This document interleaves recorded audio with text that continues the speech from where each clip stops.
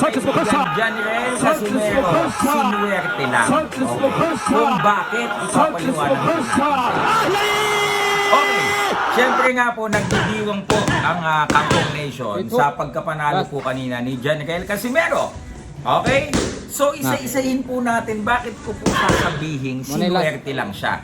Una po sa lahat, mga kaibigan, that was already predicted by yours truly and Pau Salud. We already stated last night na siya po ay may kakayahan lamang manalo the first 3 rounds kung matatamaan niya po ng solido si Saul Sanchez. Mga kaibigan, pangalawa, nakita nyo naman yung lalim ng hinga kanina ni Janrel, di ba?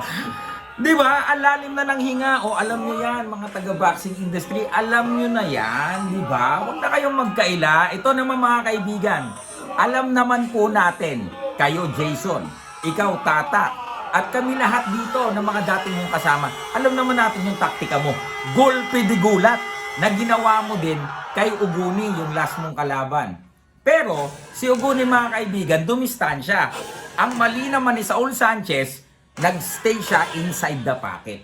So may pagkakamali din po dito mga kaibigan si Saul Sanchez dahil typical Mexican, sasabay, no, hindi siya dumistansya.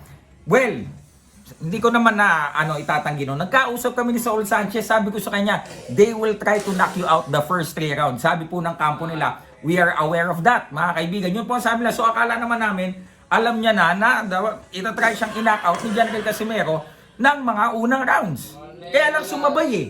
Hindi namin alam kung bakit hindi siya dumistansya, hindi siya nag-step back. Pero again guys, typical Mexican style, sasabay at sasabay talaga yan.